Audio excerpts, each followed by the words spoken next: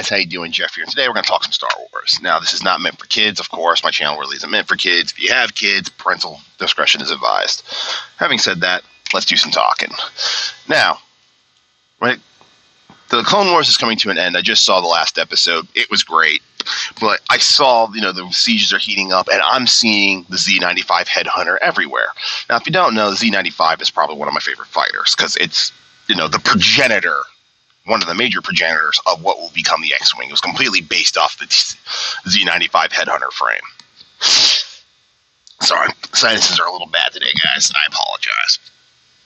But as we see, there's Z95s. But when you get to Rebels, which was another decent cartoon, why weren't the Rebellion using them? I brought this up in another video, and we're going to talk a little bit more about the Z95 and the capabilities that it brings to the table. Now, Z95 isn't exactly hyper-capable in its stock form.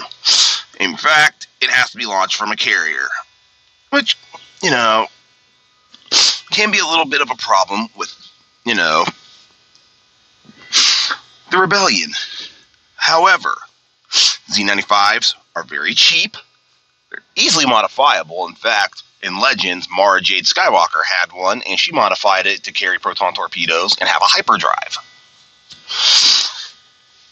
But, okay, so here we go.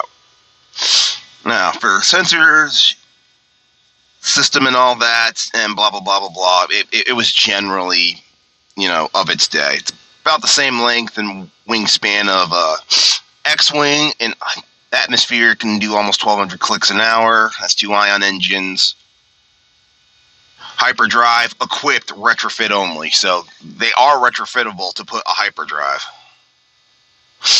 So, granted, by the time of the Galactic Civil War, it's outdated, but easy to find, easy to maintain, they're cheap, and they're easily modifiable. Now, the weapon systems they came with, a couple of laser cannons. They could be equipped with an ion cannon. And normally they came with concussion missile launchers, almost the same kind of concussion missile launchers that an A-Wing would have.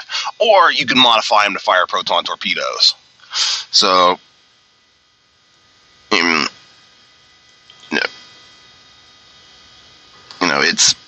it's one of those fighters that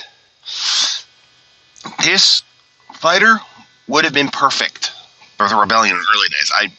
I kind of understand why they used A-Wings, and, they changed the A-Wings backstory a bit for Rebels, which was fine, but it would also, when, they went and picked up the Y-Wings to just start picking up Z95s left, right, and center. Because, again, they're cheap. By the time when the, Rebellion was over, planetary governments had them, pirates had them, security forces had them. These were very ubiquitous fighters. And again, it's just one of those things in Rebels where I just sat there and watched it. I'm just like, where are all the Z95s? Because in a lot of the games, like Empires at War, the strategy game, if you're the Rebellion, the early Rebellion fighter is the Z95. It's logical sense.